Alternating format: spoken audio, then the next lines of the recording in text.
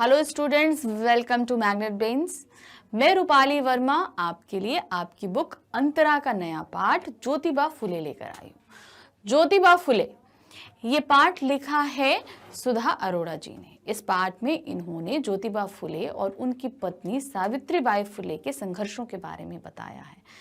वो दोनों ही एक समाज सुधारक थे। उन्होंने बहुत सारे कार्य किए हैं समाज के लिए, चाहे विधवा विवाह हो, स्त्रियों की स्थिति को सुधारना हो, पढ़ाई लिखाई हो, बहुत सारी चीज़ें। और साथ में इन सब को करने के लिए उनके जीवन में जो संघर्ष आया, ज्योतिबा फुले और सावित्रीबाई फुले के जीवन में, वो सभी इस पाठ के अंतर्गत हमें दिखाया गया है। तो चलिए देखते हैं क्या क्या है इस पाठ के अंदर। प्रस्तुत पाठ ज्योतिबा फुले में ज्योतिबा और उनकी पत्नी सावित्रीबाई फुले के प्रेरक जीवन चरित्र को दर्शाया गया है। प्रेरक इसलिए क्योंकि हमें सीखना चाहिए उनसे कि उन्होंने कितनी मुश्किलें उठाकर इस समाज को सुधारने जैसा कार्य किया है। शिक्षा का सभी जाति वर्ग वर्ण पर समान अधिकार है और उसके लिए फुले दंपत्ति ने जो संघर्ष किया है, इस पाठ में यह बताने का प्रयास किया गया है। पहले क्या होता था? शिक्षा जैसे यहाँ पर दिया है कि शिक्षा जो होती थी पहले सिर्फ उच्च लोगों के लिए रहती थी। आप जो मध्यम क्लास है या निम्न क्लास है, उन लोगों के लिए नहीं होती थी। तो ये चीज उन्होंने बताई कि शिक्षा पर सभी का समान अधिकार है, चाहे वो किसी भी धर्म का हो, जाति का हो, चाहे वो कुछ भी करता हो, शिक्षा सभी लोग पा सकते हैं। और इसके लिए उन्होंने संघर्ष भी किया और वो अधिकार भी उन सभी को दिलाया, शिक्षा का अधिकार। फुले दंपत्ति ने अछूतों, शोषितों, महिलाओं, विधवाओं आदि के लिए उद्धार का प्रण लिया। तो यहाँ पर क्या था? अछूतों, एक समाज था अछूत, उनको कोई छूता नहीं था। कार्य होता था उनका कचरा उठाना, ये सब गंदगी साफ करना, तो वो हमेशा बाहर रहते थे। उन लोगों के उद्धार के लिए कार्य किया। शोषितों, जिनको शोषण बहुत किया जाता था, बहुत ज्यादा सताया वगैरह जाता था, उन समाज जातियों के लिए किया। महिलाओं और विधवाओं के लिए, महिलाओं को सिर्फ घर के अंदर तक ही सीमित रखा जाता था और विधवाओं की तो बहुत ही बुरी कंडीशन थी। तो इन सभी के उद्धारों के लिए उन लोगों ने प्रण लिया और कार्य किया भी। तो ये सभी इस पाठ के अंतर्गत है। इन दोनों ने उस समय में प्रचलित सामाजिक विषमताओं, रूढ़ियों का विरोध किया और समाज के निचले वर्ग के अधिकारों के लिए लड़ाई लड़ी। उस समय, मतलब जब ये लोग थे, उस समय की हम बात करें तो उन्होंने उस समय समाज में जितनी गलत चीजें व्याप्त थी, उन सभी चीजों के लिए लड़ाई लड़ी, सब कुछ किया और उन सब के लिए संघर्ष करते हुए अपने जीवन में भी उनको जीवन को सुधारा। तो अपने जीवन में भी बहुत सारे संघर्ष उन्होंने किए। उन्होंने ब्राह्मणवादी और पूंजीवादी मानसिकता के विरुद्ध आवाज उठाई। तो ब्राह्मणवादी मतलब उच्च जाति हो गई, हम ब्राह्मण हैं, सब कुछ कर सकते हैं, सब कुछ चीजें पा सकते हैं, लेकिन नीच जाति, तो उनमें बहुत ज्यादा गैप था उसमें।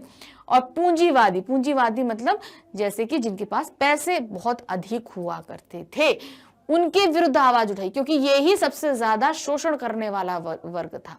लोगों के ऊपर अत्याचार करने वाले वर्ग यही थे उस समय। उनका मानना था कि शिक्षा पर केवल उच्च वर्ग का ही एकाधिकार नहीं है, यानी कि उन्होंने जो शिक्षा पर सिर्फ उच्च वर्ग के लोगों का अधिकार था, वो चीज इन्होंने साबित करी कि शिक्षा सभी का समान अधिकार है।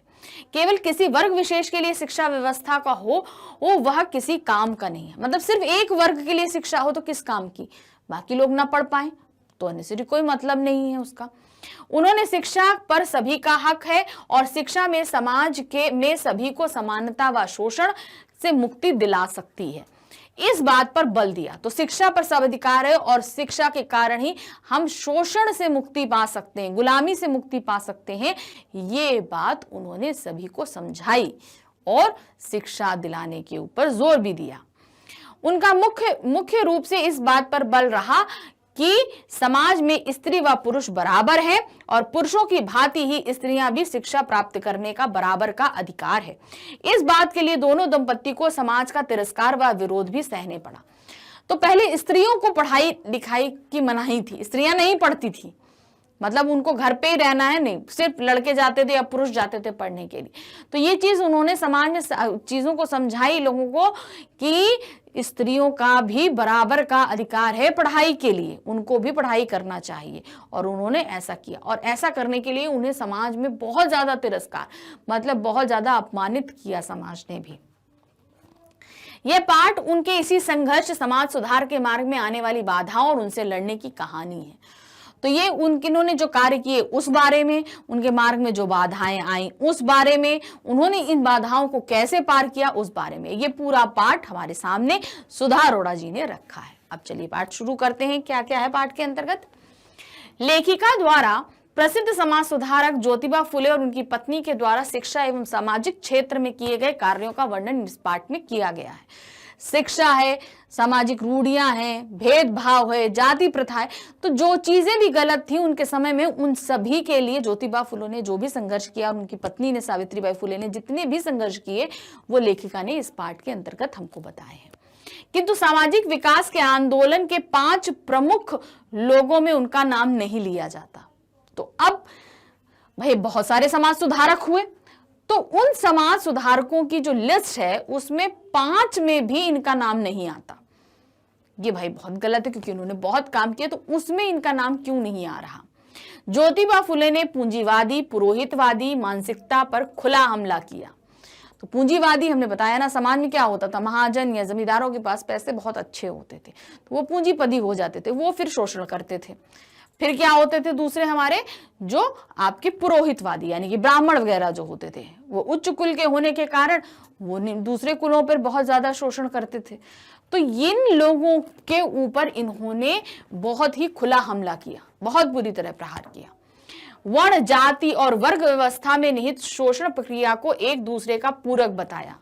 तो उन्होंने क्या बताया, जो हमारे यहाँ जो वर्ण व्यवस्था है, यानी कि जो जाति के हिसाब से लोगों को निर्धारित कर दिया जाता है, ये आप इस वर्ग के हो, आप उस वर्ग के हो, आप उस वर्ग के हो, तो वो व्यवस्था जो है ना शोषण करने में सबसे अधिक कारगर है। हमें ये जाति वर्ण व्यवस्था रखनी ही नहीं चाहिए। गुलामगिरी शेतकर याचा आशुओं के विचारों का संकलन किया। तो गुलामगिरी ये जो है इन लोगों का जो विचारधारा है उसको इन्होंने संकलित किया। इन लोग ये भी समाज सुधारक रहे। उनके मत में जिस परिवार में पिता बौद्ध, माता ईसाई, बेटी मुसलमान और बेटा सत्य धर्मी हो वह परिवार आदर्श होता है। अब उन्होंने ये चीजें क्यों कही? पहली चीज ये कि पिता बौद्ध की तरह होता है, बुद्ध भगवान की तरह होता है, जैसे वो सभी को एक समान, वहां पे जातियां किसी में के साथ भेदभाव नहीं करता। माता ईसाई जैसे कि मरियम के जैसे प्यार सद्भावना ये सारी चीजें होती है, ममता होती है, उस तरीके से होना चाहिए। बेटी मुसलमान यानी कि घर की मर्यादाओं इज्जतों को ध्यान में रखते हुए अपने सारे कार्यों को बहुत ही कुशलता के साथ करती है। बेटा सत्य धर्मी यानी कि बेटा सत्य का पालन करने वाला हो तो वो परिवार ही एकदम सही होता है। महात्मा ज्योतिबा फुले ने स्त्री शिक्षा पर बल देते हुए लिखा है कि स्त्री शिक्षा के दरवाजे पुरुषों ने इसलिए बंद करके रखे ताकि वह पुरुषों के समान स्वतंत्रता न ले सके। तो उस समय स्त्रियों को शिक्षा प्राप्त करने का अधिकार नहीं था। तो इस पे उन्होंने लेख भी लिखे कि सिर्फ इसलिए पुरुषों ने स्त्रियों की शिक्षा को बंद किया ताकि वो बराबर का दर्जा ना ले सकें। हमेशा स्त्री को निम्न दर्जे का ही बना रहना चाहते थे, इसीलिए पुरुषों ने ये कार्य किया। शिक्षा का अधिकार सिर्फ पुरुषों को दिया और स्त्रियों को इससे दूर रखा। ज्योतिबा फुले ने स्त्री समानता को प्रतिष्ठित करने वाली नई विवाह विधि की रचना की। उन्होंने अपनी इस नई विधि में ब्राह्मण का स्थान ही हटा दिया। उन्होंने पुरुष प्रधान संस्कृति समर्थक और स्त्री की गुलामगिरी सिद्धि करने वाले सारे मंत्र हटा दिए। इसके स्थान पर ऐसे मंत्र रखे जिन्हें वर वधू आसानी से समझ सके। ब्राह्मण जो कि विवाह कराता है उसके स्थान को हटाया।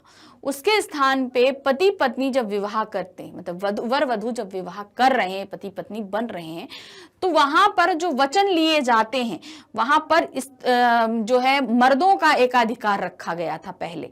उन्होंने उन सभी वचनों को बदल दिया, ब्राह्मण के स्थान को बदल दिया। कारण क्या था? जब दो व्यक्ति आपस में एक संबंध में बंध रहे हैं तो उन्हें आपसी समझ के हिसाब से कार्य करना चाहिए। दूसरों को समानता के साथ लेकर चलिए, एक दूसरे की इज्जत करिए, समझिए, एक दोस्त की तरह साथ में रहिए, ना कि स्त्री पुरुष हैं आप इस तरीके से साथ में रहिए कि एक उच्च है तो एक निम्न है। इस सोच को जब तक आप नहीं हटाएंगे ये रिश्ता सही नहीं होगा। तो स्त्री समानता में उन्होंने एक ये भी बहुत बड़ा कार्य किया था। 1888 में ज्योतिबा फुले ने महात्मा की उपाधि को लेने से यह कहकर इनकार कर दिया कि इससे मेरे संघर्ष का कार्य बाधित होगा। उनकी कथनी उनके आचरण और व्यवहार में उतरती हुई दिखाई देती है। स्त्री शिक्षा के समर्थक ज्योतिबा ने सबसे पहले अपनी पत्नी को शिक्षित किया, उन्हें मराठी, अंग्रेजी और अंग्रेजी भाषा में पारंगत किया। तो अब 1988 में उन्हें महात्मा की उपाधि दी 1888 में उन्हें महात्मा की उपाधि दी जा रही थी, तो उन्होंने मना कर दिया कि ये उपाधि मेरे कार्य को बाधित करेगी। जब आपको उपाधि मिलती है तो उसका भार आपके कंधों पर आ जाता है, तब आप स्वच्छंद काम नहीं कर सकते, अर्थात आपको उस उपाधि को ध्यान में रखकर कार्य करना पड़ता है। तो अगर वो उपाधि आ जाती तो उसकी जिम्मेदारी आ जाती, उसको संभाले रखना, उसको बनाए रखना। तो उन्होंने इसे इनकार कर दिया कि जो मैं समाज सुधारक का कार्य कर रहा हूं वो मेरे मार्ग में बाधा बनेगी, इसे उनको मना कर दिया। अब जो स्त्री समानता कहते हैं ना, आपको अगर गंदगी साफ करनी है तो सबसे पहले आप घर की गंदगी साफ करना शुरू करिए। तो वही कार्य इन्होंने भी किया। इन्होंने जब वो स्त्री समानता और शिक्षा का बात कर रहे थे तो सबसे पहले इन्होंने अपनी पत्नी को शिक्षित किया, उनको मराठी और अंग्रेजी भाषा का बहुत अच्छे से ज्ञान कराया, उनको पढ़ाया, ताकि लोग समझें कि स्त्री क्यों इतना पढ़ी लिखी होनी चाहिए, इसका क्या कारण है। सावित्रीबाई को पढ़ने की रुचि बचपन से थी। एक बार बचपन में लाट साहब ने उन्हें एक पुस्तक दी थी। घर पहुंचने पर पिता ने वह पुस्तक कूड़ेदान में फेंक दी। सावित्रीबाई ने उसे छिपा कर रख दिया तथा विवाह पश्चात शिक्षित होने पर उस पुस्तक को पढ़ा। तो भाई ये तो है नहीं कि आप स्त्री हैं तो आपके अंदर पढ़ने की ललक नहीं होगी, सभी स्त्रियों के अंदर थी, लेकिन उन्हें इस चीज का अधिकार नहीं था। यही चीज ललक सावित्रीबाई के अंदर भी थी। तो जब वो छोटी थी तो एक लाट साहब ने उनको एक पुस्तक दी, वो लाई, घर में दिखाई, पिताजी को गुस्सा आ गया, उन्होंने ढाकर कूड़ेदान भेज दिया। भाई लड़कियों को पढ़ना लिखना नहीं इसका अधिकार नहीं है, तो उन्होंने वो साफ करके रख ली थी। और जब शादी के बाद वो पढ़ना उन्होंने सीख लिया, तब उस पुस्तक को उन्होंने पढ़ा। अब उनके अंदर वो ललक थी जो इतने साल तक उनके अंदर रही थी। 14 जनवरी 1848 को भारत में पहली कन्या पाठशाला की स्थापना पुणे में हुई। निम्न वर्गीय बालिकाओं के लिए पाठशाला खोलने के लिए ज्योतिबा फुले और सावित्रीबाई को बहुत सी बाधाओं तथा बहिष्कारों का सामना करना पड़ा। तो अब क्या है, 14 जनवरी 1948, तो उस दिन पुणे में जो है पहली बालिका पाठशाला का जो है शुरू की गई। ये पाठशाला शुरू करने में, क्योंकि निम्न वर्गीय जो मतलब जो बालिकाएं हैं उनकी पाठशाला थी, तो उस पाठशाला को शुरू करने के लिए उन्हें बहुत संघर्ष करने पड़े। समाज का, खुद अपने परिवार का भी बहुत ज्यादा बहिष्कार सहना पड़ा। क्या था, ज्योतिबा के धर्म भीरू पिता ने उन्हें भी बहू बेटे के घर से निकाल दिया था। तो अब ज्योतिबा के जो पिताजी थे उन्होंने अपने बेटे और बहू को घर से निकाल दिया था सिर्फ इसलिए क्योंकि उन्होंने स्त्री शिक्षा और वो भी निम्न वर्ग की कन्याओं बालिकाओं के लिए शिक्षा के कार्य करने में शुरू किया था, इसलिए उन्हें भी घर से निकाल दिया। सावित्री को तरह तरह से अपमानित किया जाता, पर उन्होंने 1840 से 1890 तक 50 वर्षों तक एक प्रण होकर अपना मिशन पूरा किया। अब स्त्री होने के नाते सावित्रीबाई को बहुत कुछ सुनना पड़ता था, हर जगह अपमानित होना पड़ता था, लेकिन इस अपमान के कारण उन्होंने अपना प्रण नहीं छोड़ा। करीबन 50 वर्षों तक वो इस प्रण के साथ रही और उन्होंने कार्य भी किया इस पर। उन्होंने मिशनरी महिलाओं की तरह किसानों और अछूतों की झुग्गी झोपड़ी में जाकर काम किया। जैसे मिशनरी जाते थे, मिशनरी क्या होते थे, गरीब वर्ग को जाते थे, वहां समझाते थे, धर्म रूपांतरण भी कराते, तो बहुत तरह की चीजें करते थे, लोगों को शिक्षित कराते थे। तो उसी तरीके से ये भी गई अछूतों की बस्ती में और वहां के लोगों को शिक्षा का महत्व, समानता का, स्त्री शिक्षा का, सभी चीजों के बारे में समझाया और उनको जागृत करने की कोशिश करी। वे दलितों और शोषितों के हक में खड़े हो गए। अब जो दलित होते थे और शोषित वर्ग होता था, यानी किसी भी समाज में कोई भी किसी भी वर्ग को अगर प्रताड़ित किया जा रहा है, उनको बहुत तरीके से क्या कहते हैं, बड़ी बड़ी चीजें बोली जा रही, कही जा रही, तो वो शोषित वर्ग हो जाता है। तो वो उन शोषित वर्गों और दलितों के साथ तो बहुत ही बुरा व्यवहार किया जाता था उस समय में। तो ऐसे लोगों के लिए जब भी कोई गलत होता था, उनके आगे सामने आके खड़े हो जाते थे उनके हक के लड़ने के लिए। महात्मा फुले और सावित्रीबाई का अपने लक्ष्य के प्रति समर्पित जीवन एक मिसाल बन गया। ज्योतिबा फुले का नाम समाज सुधारकों की सूची में शुमार क्यों नहीं किया गया? तर्क सहित उत्तर दीजिए। जब उन्होंने इतना कार्य किया तो समाज सुधारकों की सूची में उनका नाम क्यों नहीं है? इसका क्या कारण है, आपको ये पता करना है और लिखना है। ज्योतिबा फुले का नाम समाज सुधारकों की सूची में शुमार नहीं किया गया क्योंकि इस सूची में निर्धारणकर्ता उस उच्च वर्गीय समाज का प्रतिनिधित्व करते थे जिनका ज्योतिबा फुले विरोध करते थे। यानी कि जिन्होंने ये सूची बनाई वो किसका साथ देते थे? उनका, जिनका ज्योतिबा फुले विरोध कर रहे थे, नहीं पसंद करते थे। उन लोगों ने उस सूची को बनाया तो ज्योतिबा फुले का नाम क्यों रखते? तो उन्होंने नहीं रखा। ब्राह्मण होते हुए भी वे हमेशा ब्राह्मण समाज में व्याप्त आडंबरों और रूढ़ियों का विरोध करते रहे।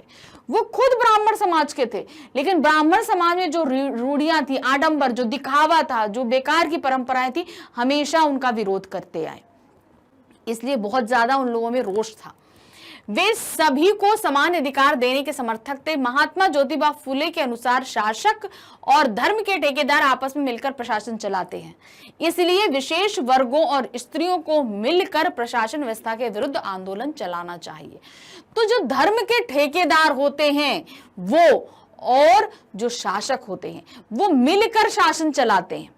क्यों भाई? उनके जो धर्म के ठेकेदार होते हैं उनके पास धर्म की अच्छी खासी पकड़ होती है, तो लोग उनके वश में होते हैं, इसलिए हमेशा वो शासक के साथ में, जो भी शासन कर रहा है उसके साथ मिले रहेंगे। और हमेशा जो शोषित वर्ग है उसको हमेशा परेशान करते रहेंगे। जो भी निम्न वर्ग का है, इसमें उस समय निम्न वर्गों में महिलाएं भी आती थी, महिलाओं का भी बहुत शोषण किया जाता था। तो हमेशा हमेशा इन शोषित वर्गों, दलितों, इन वर्गों जो जो परेशान किए जा रहे हैं, और खासकर महिलाओं से हमेशा कहते थे इन लोगों के खिलाफ आंदोलन करो। इनकी कई हर बात को नहीं है कि आंख बंद कर, जो सही है उनको मानिए, लेकिन बेवजह की बातें आप क्यों मानते हैं? तो हमेशा आंदोलन करने के लिए वो बोलते रहते थे। इसलिए जो सूचीकर्ता, निर्माण करता थे, वो हमेशा इनसे खफा रहते थे, क्योंकि उच्च वर्ग के थे, उन्हीं का शोषण करने के लिए, उन्हीं को कहते हैं आंदोलन, उन्हीं के आंदोलन, उनके खिलाफ आंदोलन करने के लिए सब बोलते थे। तो इसलिए जो है हमेशा वो लोग इनसे नाराज रहते थे, इसलिए सूची में उनका नाम आया ही नहीं, डाला ही नहीं उन लोगों ने। शोषण व्यवस्था ने क्या क्या षड्यंत्र रचे और क्यों?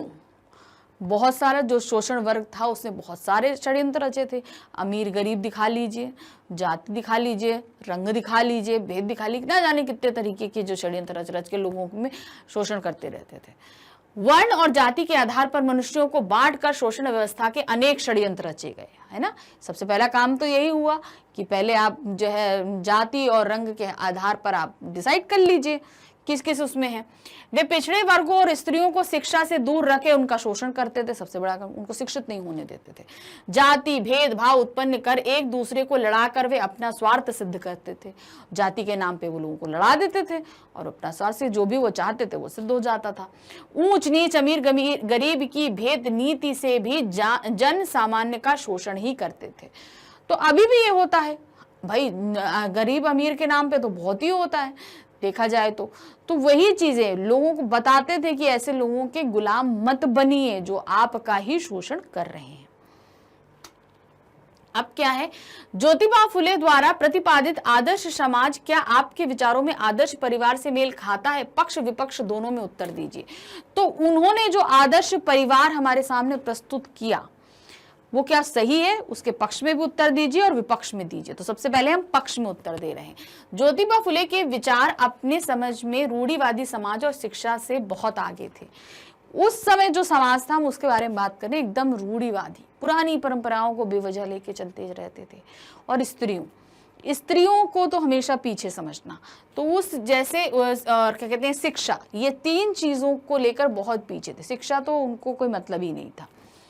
उनके विचारों में आदर्श परिवार वह परिवार है जिसमें पिता बौद्ध होना चाहिए, अर्थात परिवार का मुखिया सबको समान समझने वाला हो, मतलब सभी समान हो चाहिए। माता ईसाई होनी चाहिए, अर्थात मरियम की तरह दुख सहन करने वाली, सबको ममता देने वाली, अपने बच्चों को अच्छे बुरे का ज्ञान दे सके। परिवार में बेटी मुसलमान होनी चाहिए जो बिना भेदभाव के सभी का दुख दर्द समझ सके, यानी कि उसमें कोई भेद ना हो और सभी के दुख दर्दों को अच्छे से समझ सके। और बेटा सत्य धर्मी होना चाहिए, यानी परिवार ऐसा होना चाहिए जिसमें धार्मिक भेदभाव ना हो, सब में त्याग की भावना हो ताकि परिवार का कल्याण हो। मतलब परिवार एक दूसरे के प्रति भावनाओं से बंधा होना चाहिए, ऐसा आदर्श परिवार उन्होंने सामने रखा था। अब विपक्ष में क्या तर्क होगा? परिवार को धार्मिक नजरिए से नहीं देखा जाना चाहिए। मतलब उन्होंने जो ये तर्क रखा वहां पर धर्म रख दिया, तो उन शब्दों की जगह कुछ और शब्दों का इस्तेमाल करना चाहिए था इनको। केवल धर्म के आधार पर किसी परिवार की नींव नहीं पड़ सकती है। परिवार में विद्यमान लोगों में आपसी प्रेम, एकता, आपसी समझ, समन्वय की भावना, परिस्थितियों में दृढ़ता का भाव इत्यादि होना आवश्यक है। यदि किसी परिवार के मध्य ये नहीं है तो वह आदर्श परिवार नहीं कहला सकता है। सिर्फ ये चीज है कि सबको समान देखो, दुख सहो, ऐसा नहीं होना चाहिए। सब में आपसी प्रेम, समन्वय, समझदारी, एक दूसरे के प्रति सहायता की जो भी फीलिंग होती है वो सब होना चाहिए, तभी वो परिवार आदर्श परिवार कहला सकता है। स्त्री समानता को प्रतिष्ठित करने के लिए ज्योतिबा फुले के अनुसार क्या क्या होना चाहिए? मतलब स्त्री को समानता देने के लिए ज्योतिबा फुले ने क्या क्या बोला था, वो चीजें हमें बतानी है। क्या? स्त्री समानता को प्रतिष्ठित करने के लिए फुले के अनुसार स्त्रियों को भी पुरुष के समान शिक्षा प्राप्त करने का अधिकार होना चाहिए।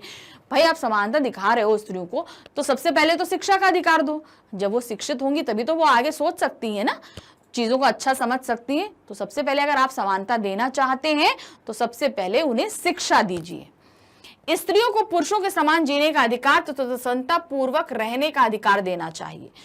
समाज में जो स्थिति पुरुषों की है वैसी ही स्त्रियों की होनी चाहिए। उन्हें स्वतंत्रता प्राप्त होनी चाहिए। ये नहीं हो कि किसी का अधिकार हमारे तुम्हारे ऊपर मेरा अधिकार है, तुम हमसे पूछे बगैर कहीं नहीं जा सकती। तो ये चीजें, ये फीलिंग नहीं होनी चाहिए। उन्हें भी आजादी, स्वतंत्रता होनी चाहिए। विवाह के समय बोले जाने वाले मंत्रों में ब्राह्मण का स्थान समाप्त हो जाना चाहिए तथा ऐसे वचन बुलवाने चाहिए जिसमें दोनों के अधिकार हो। यानी कि जो वचन बुलवा रहा है उसको पहले आप किनारे कर दो और ऐसे वचन लेकर आओ जिसमें दोनों के अधिकार शामिल हो। सिर्फ एक का नहीं, दोनों के अधिकार शामिल होने चाहिए। ऐसे वचनों को कोई स्थान नहीं देना चाहिए जिसमें पुरुष को मनमानी का अधिकार मिले और स्त्री को गुलामी का। तो ऐसे वचन नहीं होने चाहिए जहां पर पुरुष एकाधिकार में आ जाए, यानी कि वो सत्ता में आ जाए और दूसरे को गुलाम समझने लगे। तो ये चीजें, ऐसे वचनों को विवाह के समय से पर हटा देने चाहिए। नेक्स्ट क्वेश्चन है, सावित्री बाई के जीवन में क्रांतिकारी परिवर्तन किस प्रकार आए, क्रमबद्ध रूप से लिखिए। मतलब क्रम लगाना है कि मतलब बचपन से लेकर बुढ़ापे तक उनके जो भी उनके अंदर जो मेन परिवर्तन हुए उन्होंने उस तरीके से लिखना। क्रांतिकारी परिवर्तन, जैसे पढ़ाई का उनका एक अंदर क्रांतिकारी परिवर्तन था, तो उसी तरीके के परिवर्तन आपको बचपन से लेकर बुढ़ापे तक का सारा उसी हिसाब से लिखना है। क्या है? उनके पति ज्योतिबा फुले ने सबसे पहले उन्हें पढ़ाना आरंभ किया और मराठी तथा अंग्रेजी भाषाओं की शिक्षा दिलाई। तो ये सबसे बड़ा क्रांतिकारी उनके जीवन में बदलाव था, उनका शिक्षित होना। फिर दूसरा, उसके पश्चात उन्होंने अपने साथ लाई ईसाई पुस्तक को पढ़ा, जिसे किसी लाट ने दिया था। जब उन्होंने पढ़ना सीख लिया तो उस पुस्तक को जो उन्होंने संभाल के रखी थी, उस पुस्तक को उन्होंने सबसे पहले पढ़ा। फिर तीसरा, अपने पति के साथ उन्होंने पहले कन्या विद्यालय की स्थापना करी। तो पहली, यानी कि 14 जनवरी 1948 को पहली कन्या विद्यालय का स्थापना उन्होंने की थी। ये भी एक क्रांतिकारी बदलाव था उनके जीवन में। फिर उसके बाद चौथा है, विद्यालय खोलने के कारण उन्हें सास ससुर ने घर से निकाल दिया था। अब वो निम्न वर्गीय कन्या विद्यालय था, इस कारण। और दूसरा, कन्या उस समय स्त्री को पढ़ाना ही गलत माना जाता था और दूसरा उसमें निम्न वर्गीय था, तो उनके सास ससुर ने उनको घर से इस बात पे निकाल दिया था। इसके बाद तो उन्होंने शूद्र जाति के लोगों के लिए निडर होकर कार्य करना आरंभ कर दिया। अब पहले जब परिवार में रहते थे तो भाई तरीके थे, सोचना समझना पड़ता था। जब भाई वहां नहीं रहे तो उन्होंने पूरी स्वतंत्रता पूर्वक शूद्र लोगों, यानी कि जो निम्न जाति के लोग होते हैं, दलित वर्ग होते, उन लोगों के लिए कार्य बहुत ही स्वतंत्रता के साथ प्रारंभ कर दिया। नेक्स्ट है, ज्योतिबा फुले और सावित्री बाई के जीवन से प्रेरित होकर आप समाज में क्या परिवर्तन करना चाहते हैं? अब हमने उनकी कहानी पढ़ी, देखा। अब आप अभी वर्तमान समय में समाज में क्या परिवर्तन करना चाहते हैं? तो ये आप सभी की सोच अलग अलग होगी, तो उस हिसाब से आप देखेंगे कि आप क्या सोच करना चाहते हैं और उसी तरीके से इसका आंसर लिखेंगे। कैसे? ज्योतिबा फुले और सावित्री बाई के जीवन से प्रेरित होकर मैं समाज में स्त्रियों की दशा को सुधारने का प्रयास करूंगी। अब भी कई इलाके ऐसे हैं जहां स्त्रियों को शिक्षा का अधिकार प्राप्त नहीं है। वहां स्त्रियों को बोझ समझा जाता है, वहां हम जाकर लोगों को समझा सकते हैं कि मुफ्त शिक्षा देकर स्त्रियों की हालत में बदलाव ला सकते हैं। बहुत डेवलप कर चुके हैं, जब से आज़ाद हुए तब से अभी तक हम लोग के देश में बहुत डेवलपमेंट आया, सब कुछ आया, लेकिन अभी भी ऐसी बहुत सी जगहें हैं जहां पे स्त्रियों को समानता का अधिकार प्राप्त नहीं, शिक्षा का अधिकार प्राप्त नहीं है, उनके ऊपर शोषण किए जाते हैं। तो ऐसी जगह पर हम जाकर कार्य करेंगे, उनको समझाएंगे कि वो कैसे उनको ये सब चीजें देनी चाहिए, तभी आप एक सुंदर और समझदार भविष्य का निर्माण कर सकते हैं। उनका दाम्पत्य जीवन किस प्रकार आधुनिक दंपतियों को प्रेरणा प्रदान कर सकता है? अब सावित्रीबाई फुले और ज्योतिबा फुले का जो दाम्पत्य जीवन यानी पति पत्नी का जो जीवन था, वो अभी वर्तमान के दाम्पत्य यानी अभी वर्तमान के अगर जोड़े देखे जाए पति पत्नी के, तो वो किस तरीके से प्रेरणा का स्रोत बन सकते हैं। दोनों एक दूसरे का साथ बहुत अच्छे से देते थे, समानता का अधिकार देते थे, दूसरे की इज्जत करते थे, प्रेम भाव समान था। तो बहुत सारी चीजें हैं उनके दाम्पत्य जीवन से सीखने के लिए। जैसे आज के समय में दाम्पत्य जीवन में छोटी छोटी बातों पर झगड़े और कलेश हो जाते हैं, अहंकार की भावना रिश्तों के मध्य दीवार बन जाती है, परंतु ज्योतिबा फुले और सावित्रीबाई ने 50 वर्षों तक कंधे से कंधा मिलाकर परिवार और समाज का विरोध सहते हुए साथ कार्य किया। मतलब सिचुएशन पर जैसी भी हो, कैसी भी हो, मगर एक दूसरे का साथ कभी नहीं छोड़ा, एक दूसरे को समझते रहे। लेकिन आज तो लोगों में तुरंत झगड़े हो जाते हैं, लोग अलग हो जाते हैं। तो ये सब चीजों का प्रेरणा लेनी चाहिए, एक दूसरे को समझिए, साथ में कार्य करिए। दोनों में एक दूसरे के प्रति समर्पित भाव था, उन्होंने एक दूसरे के सपनों को अपना बनाया था, दूसरे ने जो सपना देखा उन्होंने अपना बनाया, इसलिए उन लोगों के लिए जीवन बहुत ही खुशहाल हो गया। जो सपना देख रहे हैं वो स्त्री शिक्षा का देख रहे हैं, तो दूसरा जो है समाज सुधार का देख रहे हैं। तो दोनों ने एक दूसरे के सपनों पे काम किया और उनका जीवन बहुत ही प्रेरणादायक है, हमें प्रेरणा लेनी चाहिए उस चीज से। क्वेश्चन नंबर 8 है, फुले दंपति ने स्त्री समस्या के लिए जो कदम उठाया था, क्या उसी का अगला चरण बेटी बचाओ बेटी पढ़ाओ कार्यक्रम है? तो उन्होंने जो किया था, अभी समाज में बेटी बचाओ बेटी पढ़ाओ जो अभियान चल रहा है, क्या उसी से संबंधित है या उससे अलग है? हमारे हिसाब से वो संबंधित होगा। तो क्या है, निश्चित रूप से हम ऐसा समझ सकते हैं, जाहिर सी बात है वो है, क्योंकि फुले दंपति ने स्त्रियों की शिक्षा के लिए बहुत काम किए। उन्होंने रूढ़िवादिता समाज पर चोट करते हुए बताया कि स्त्री शिक्षा कितना अधिक महत्वपूर्ण है, यानी कि स्त्री की शिक्षा कितनी अधिक महत्वपूर्ण है। यह समाज के विकास के लिए एक अति आवश्यक चरण है। बेटी बचाओ बेटी पढ़ाओ का कार्यक्रम भी महिलाओं के लिए समान अधिकार की बात करता है। महिलाओं को पुरुषों की तरह समाज में रहने का समान अधिकार होना चाहिए। तो जो उन्होंने किया, उन्होंने क्या किया, स्त्री शिक्षा पे बल दिया, स्त्री समानता पे बल दिया। तो बेटी बचाओ और बेटी पढ़ाओ ये भी उसी पे है। भाई स्त्री, पहले भी बच्चियों को मार दिया जाता था, बहुत समझा जाता था, तो अभी भी ये क्या है, बेटी को बचाना है और उसको पढ़ाना है ताकि वो बचे और अच्छी शिक्षा प्राप्त करे, ताकि आने वाला भविष्य और अच्छा हो सके। तो जाहिर सी बात है जो उन्होंने शुरू किया था ये उसका दूसरा चरण है। नेक्स्ट क्वेश्चन है, निम्नलिखित पंक्तियों का आशय स्पष्ट कीजिए। अब आपके सामने कुछ वक्तव्य पेश किए जाएंगे, कुछ रखे गए हैं और उन वक्तव्यों को आपको व्याख्यात करना है कि क्या मतलब है इनका। जैसे पहला है, सच का सवेरा होते ही वेद डूब गए, विद्या शूद्रों के घर चली गई, भूदेव ब्राह्मण शर्मा गए। अब क्या हुआ, ये क्या, सच का जब उदय होता है, जब सच्चाई आती है तो क्या हुआ, शिक्षा शूद्रों यानी दलितों को भी प्राप्त होने लगी और ब्राह्मण देवता थे वो शर्मा के सब अपने अपने घर को चले गए। तो अब इसको आपको पूरा तरीके से इसका अर्थ बताना है कि ये क्यों और कैसे बोला गया। ज्योतिबा फुले कहते थे, जब शूद्र जाति वाले लोगों ने शिक्षा के महत्व को समझकर शिक्षा ग्रहण करना आरंभ किया है, तब से ब्राह्मण समाज का अंत हो गया।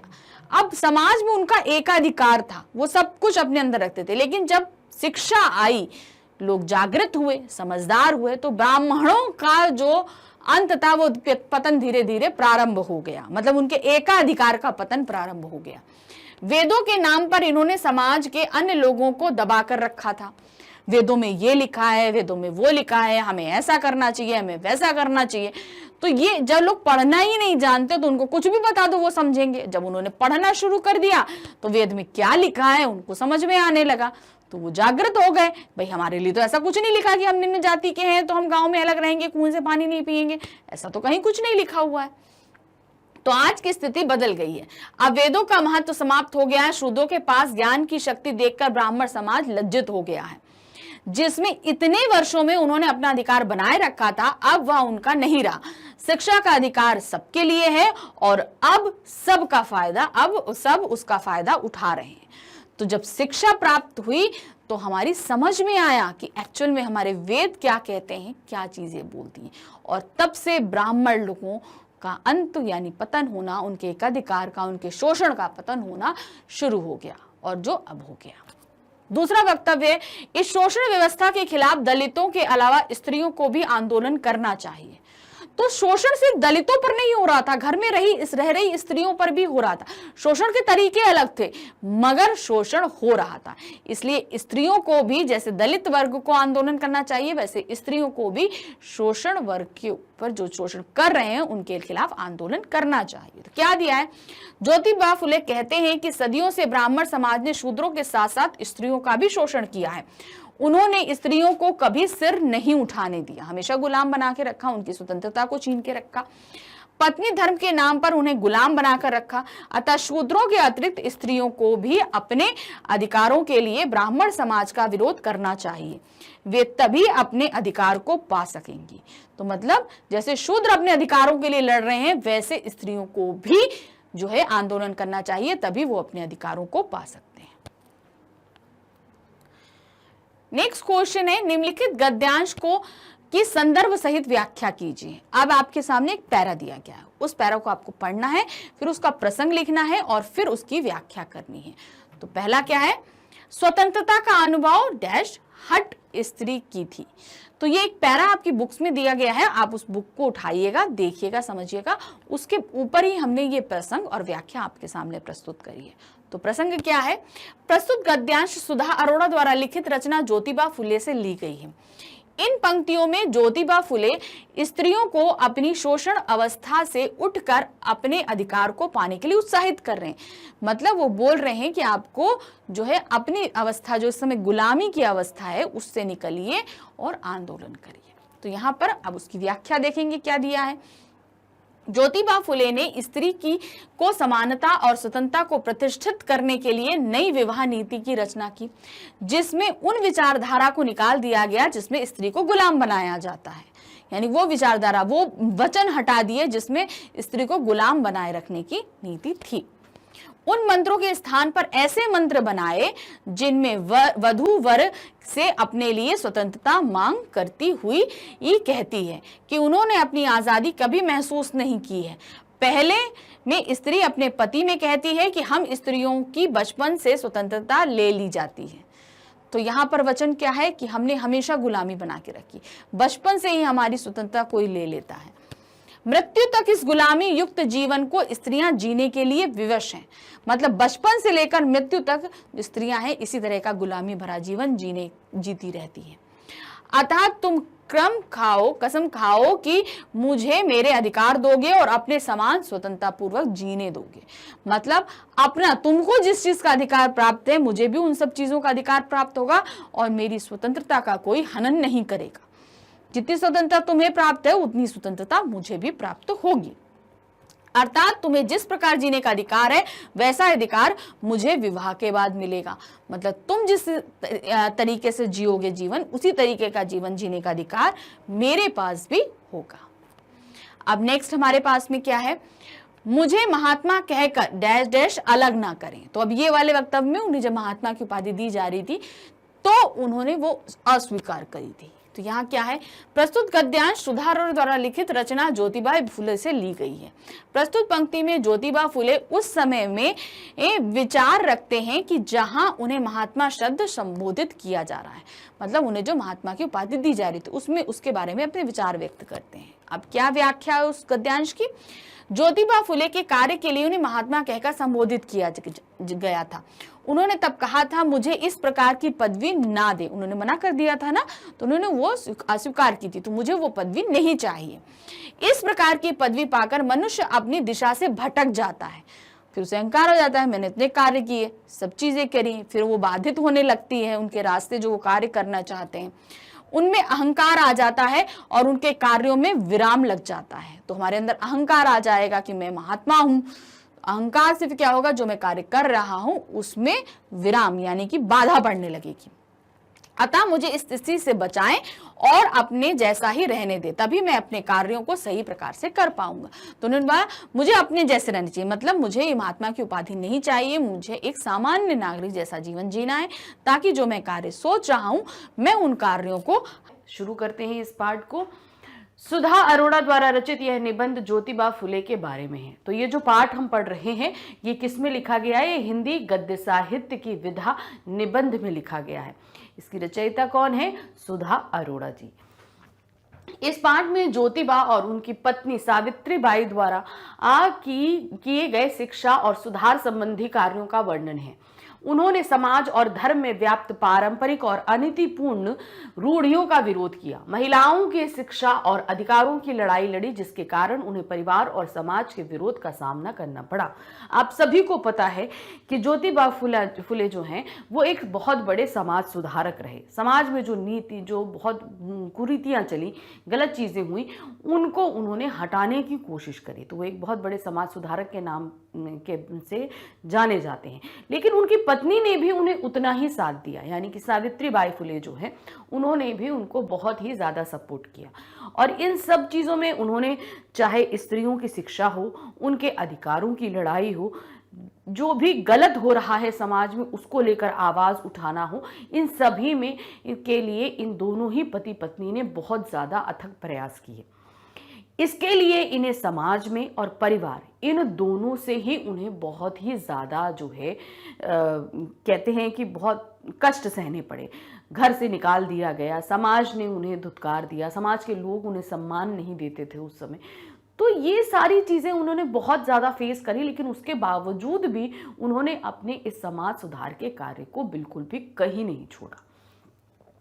तो कहा, भारत के सामाजिक विकास और व्यवस्था में बदलाव लाने वाले 5 सुधारकों की सूची में महात्मा ज्योतिबा फुले का नाम नहीं है।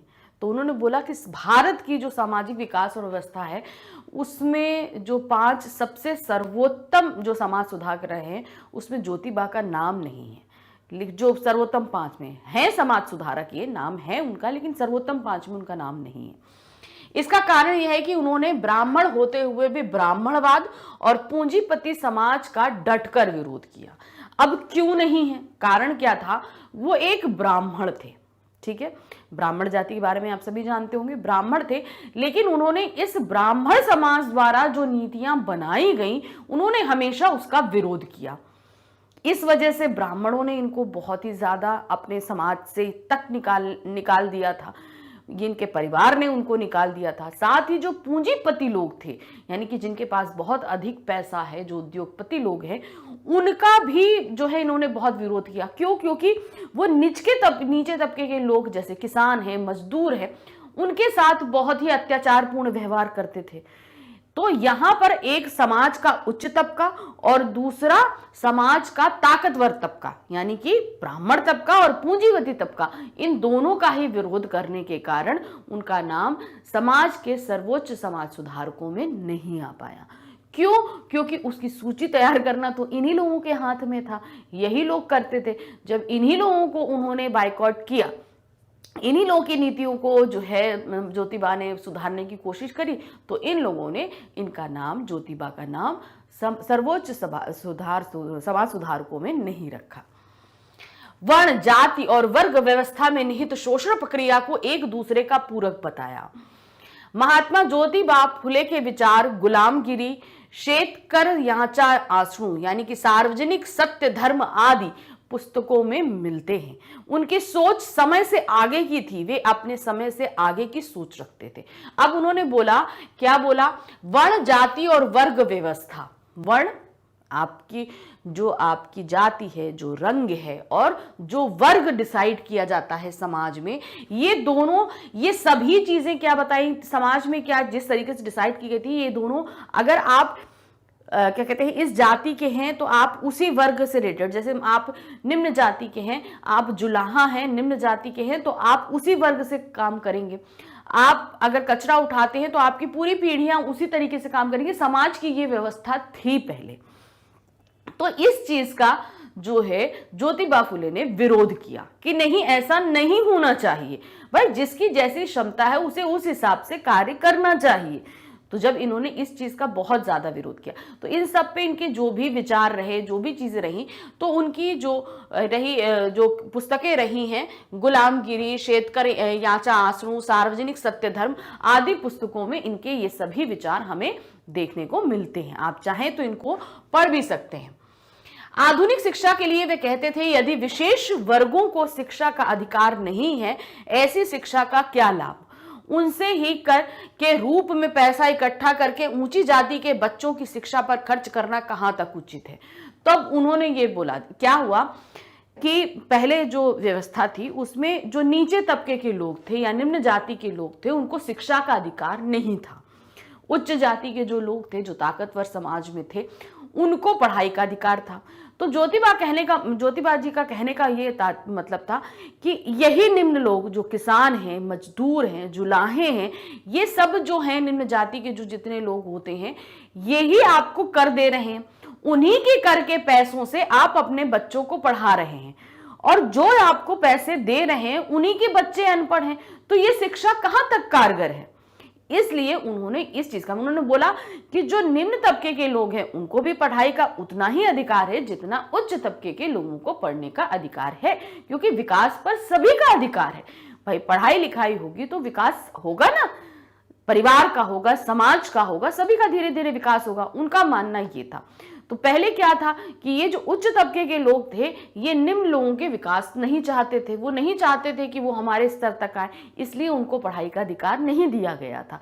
वो सिर्फ उच्च तबके ब्राह्मणवाद, जो ब्राह्मण होते थे, जो राजपूत होते थे, उन लोगों को पढ़ने का अधिकार होता था, बाकी निम्न तबके के लोगों को नहीं होता था।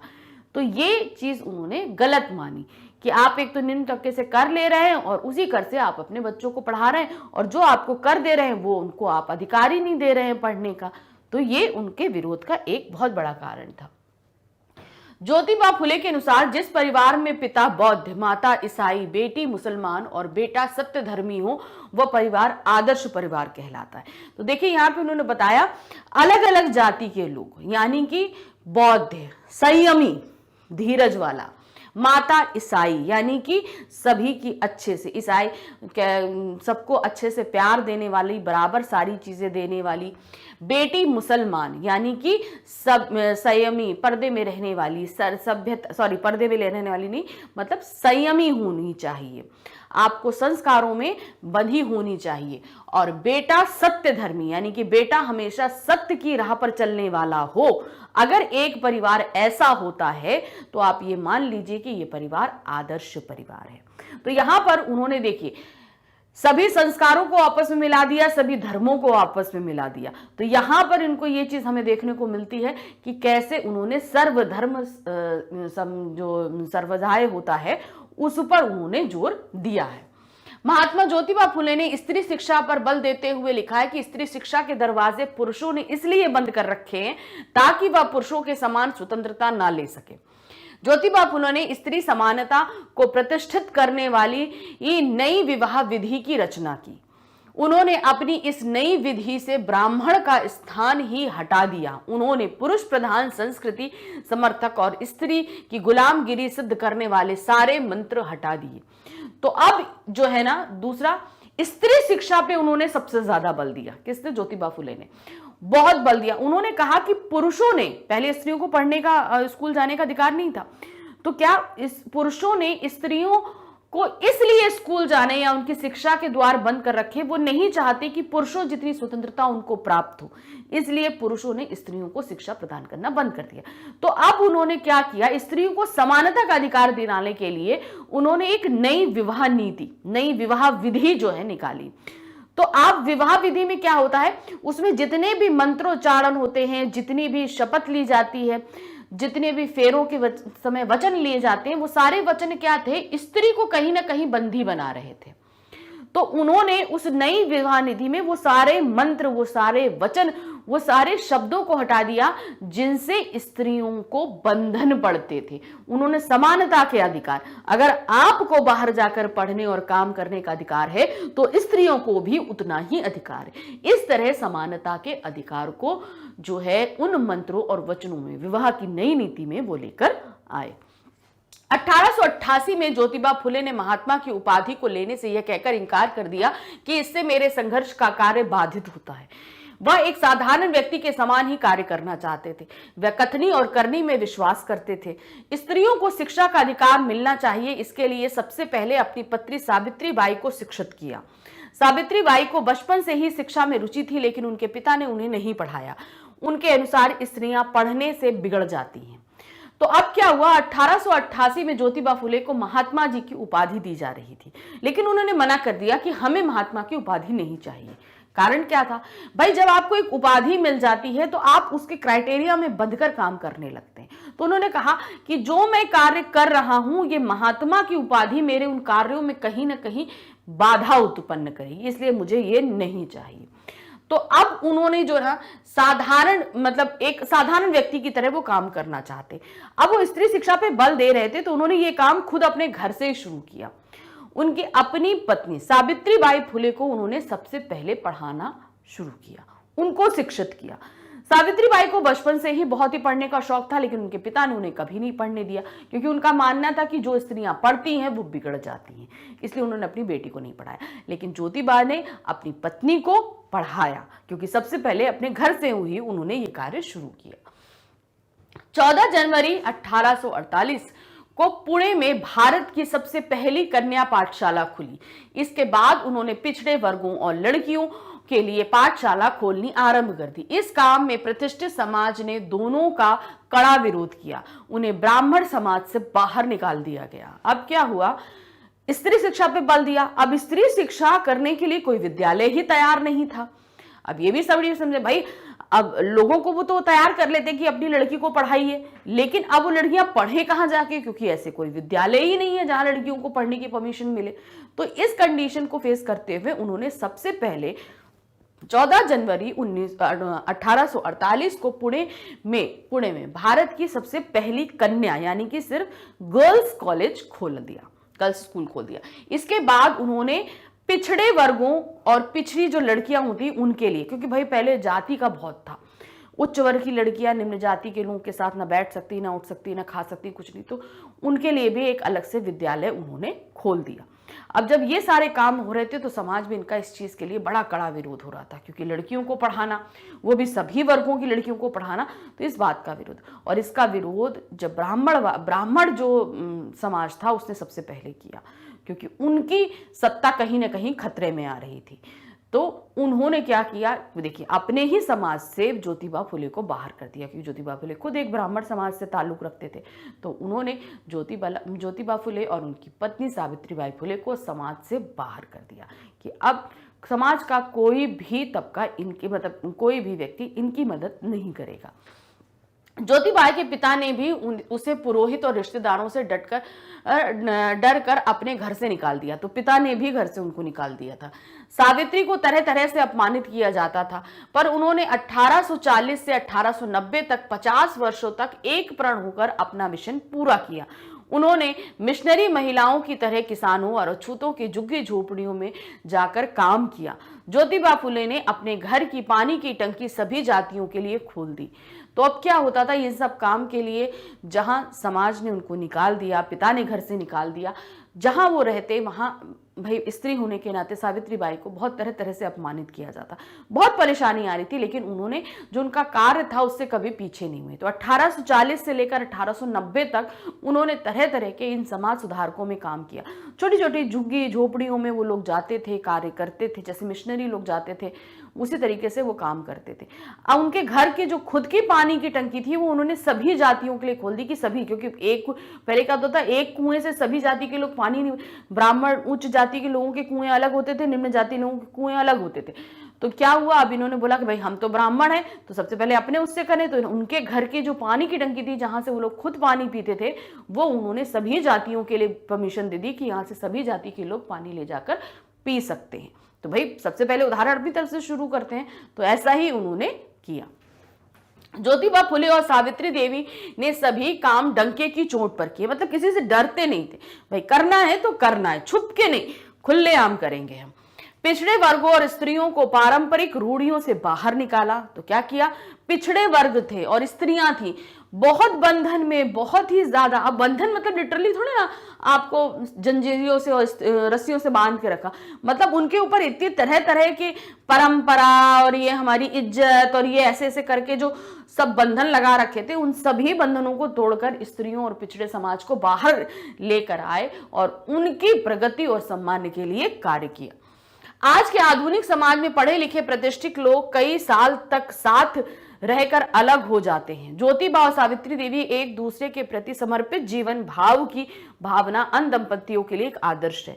आज के समय में आप देखेंगे कि बहुत से ऐसे परिवार हैं जहां पर शादी होती है और कुछ वैचारिक मतभेद या कुछ परेशानी के कारण लोग डिवोर्स ले लेते हैं, अलग हो जाते हैं।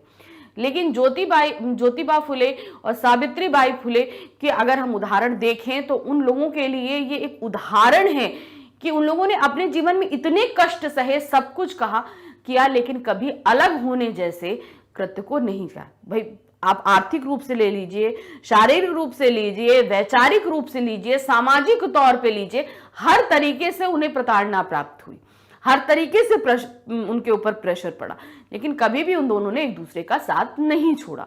तो ये आज के आधुनिक दंपतियों के लिए उदाहरण प्रस्तुत किया है ज्योतिबा फुले और सावित्रीबाई फुले ने। तो यहाँ पर हमने ये पाठ आपको बताया कि ज्योतिबा फुले की क्या क्या उपलब्धियां रही, कैसे कैसे उन्होंने परेशानियां झेली। अब इसी पाठ से रिलेटेड कुछ प्रश्नों को देखते हैं। पहला प्रश्न है, ज्योतिबा फुले और सावित्री बाई के जीवन से प्रेरित होकर आप समाज में क्या परिवर्तन करना चाहोगे। अब हमने देखा उन्होंने बहुत समाज सुधार के कार्य किए।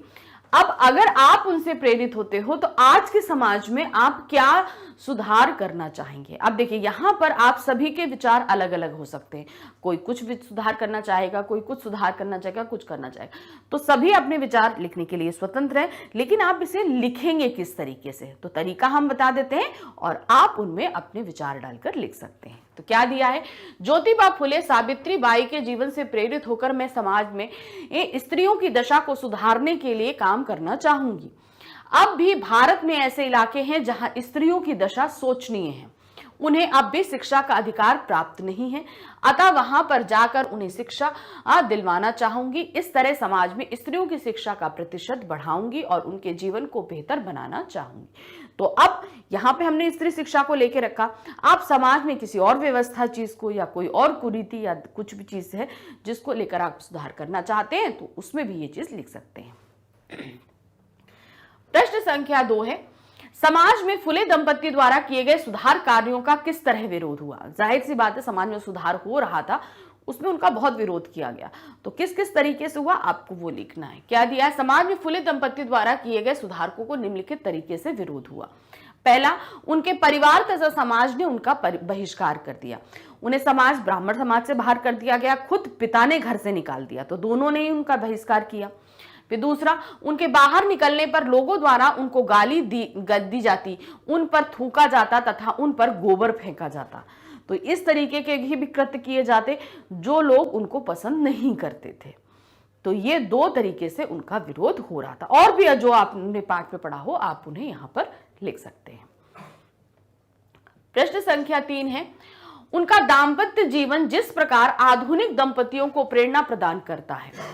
तो जो उनका जो दाम्पत्य जीवन रहा, हमने देखा कि किस तरीके से उन्होंने परेशानियां इतनी सारी झेली, सब कुछ किया, लेकिन कभी भी अलग नहीं हुए। जबकि आधुनिक समाज में आज जरा सी विपत्ति पड़ती है, पति पत्नी अलग हो जाते हैं, एक दूसरे को छोड़ देते हैं, एक दूसरे के प्रति सम्मान कम हो जाता है। तो कैसे आप प्रेरणा ले सकते हैं, तो यहाँ पर क्या है, आज के समय में दाम्पत्य जीवन में छोटी छोटी बातों पर झगड़े और क्लेश हो जाते हैं। साथ मिलकर चलना तो कठिन हो जाता है। अहंकार की भावना रिश्तों के मध्य दीवार बन जाती है। लेकिन जब हम ज्योतिबा फुले और सावित्री बाई को देखते हैं तो उनसे प्रेरणा मिलती है। हमें अपने जीवन साथी के साथ कंधे से कंधा मिलाकर चलना चाहिए। एक दूसरे के सपनों को अपना बना लेना चाहिए। जीवन की डगर में आने वाली कठिनाइयों को एक होकर झेलना चाहिए। एक दूसरे पर अटूट विश्वास करना चाहिए। एक दूसरे की कमी को बताने के स्थान पर उसे हटाने का प्रयास करना चाहिए। तो बहुत सारे सुझाव दिए गए हैं कि हमें क्या क्या चीजें करनी चाहिए। विश्वास करिए, जब मुश्किल समय है तो एक दूसरे का सपोर्ट कीजिए, ना कि एक दूसरे को अहंकारी दृष्टि से देखिए। ये बहुत ही अहम चीज होती है किसी भी रिश्ते को सही तरीके से सामने रखने के लिए। प्रश्न संख्या 4 है, ज्योतिबा फुले ने किस प्रकार की मानसिकता पर प्रहार किया और क्यों? समाज में उस समय कैसी मानसिकता थी? बहुत ही रूढ़िवादी मानसिकता थी। हमने देखा निचले तबके को गलत तरीके से देना, स्त्रियों को बांध के बंधन में रखना, रूढ़ियों में परंपराओं में जकड़ कर रखना। तो वो जो मानसिकता थी उस पर उन्होंने कड़ा प्रहार किया था। ज्योतिबा फुले ने हमारे ब्राह्मण समाज में व्याप्त रूढ़िवादी सोच तथा स्वयं को श्रेष्ठ जाति घोषित करने की मानसिकता पर प्रहार किया था। ब्राह्मण समाज सबसे उच्च समाज माना जाता था, तो उसकी मानसिकता, उसकी रूढ़ियों पर जो उन्होंने तरह तरह की जो नीतियां बना रखी थी, परंपराएं बनाए रखी थी, उन सभी पर खुलकर प्रहार किया था। वे जानते थे ब्राह्मण समाज ने जानबूझकर इस प्रकार की सोच विकसित कर रखी है। इस प्रकार वे समाज में शूद्रों और महिलाओं के अधिकारों का शरण कर उन्हें गुलाम बनाकर रखना चाहते हैं। ज्योतिबा फुले ने यह स्वीकार नहीं किया, अतः उन्होंने इसका जमकर विरोध किया। तो ब्राह्मण समाज ने स्त्रियों को, शूद्रों को जिस तरीके से रूढ़ियों और परंपराओं के अंतर्गत दबा कर रखा था, उन सभी को इन्होंने गलत साबित किया और ब्राह्मण समाज का विरोध करते हुए इन सभी को उन रूढ़ियों से बाहर निकालकर लाने का बेहद प्रयास किया। तो यहां पर ये पार्ट हमने खत्म किया। ये पूरा चैप्टर हमने आपको फटाफट समझाया ताकि जो मेन चीज थी वो हमने यहां पर आपके लिए कवर अप कर दी। इस चैप्टर का डिटेल एक्सप्लेनेशन एनसीईआरटी सॉल्यूशन पहले करा रखे हैं, उन्हें आप जरूर देखिएगा। ये वन शॉट रिवीजन जो आपके लिए हम लेकर आ रहे हैं, ये सिर्फ आपके लिए हिंदी में ही नहीं, आपके सभी सब्जेक्ट्स में अवेलेबल है। तो ये आपको मिलेंगे कहाँ? इसके लिए आपको आना होगा हमारे चैनल magnetsbrain.com पे। जब आप यहाँ पर आएंगे तो आप यहाँ देखेंगे कि वन शॉट रिवीजन दिया हुआ है, आपको इसे क्लिक करना है। क्लिक करते ही आपके सामने वो सभी क्लासेस आ जाएंगे जिनमें वन शॉट रिवीजन अवेलेबल है। तो आप ही क्लास 11th में यहाँ पे वॉच नाउ क्लिक करेंगे। क्लिक करते ही आपके सामने क्लास 11 की पूरी प्लेलिस्ट आ जाएगी, वो सभी सब्जेक्ट्स आ जाएंगे जिनमें आपका full chapter one shot revision available है। तो जो भी सब्जेक्ट के आपके एग्जाम या टेस्ट होने वाले हैं, आप उसको क्लिक करेंगे। क्लिक करते ही आपके सामने उस सब्जेक्ट में जितने भी चैप्टर हैं वो सभी आपके सामने होंगे। बस आपको वो चैप्टर क्लिक करने हैं जो आपके एग्जाम या टेस्ट में आ रहे हैं। क्लिक करते जाइए, वीडियो देखते जाइए और फटाफट चैप्टर्स को रिवाइज करते जाइए ताकि आपके एग्जाम्स बहुत ही अच्छे जाए।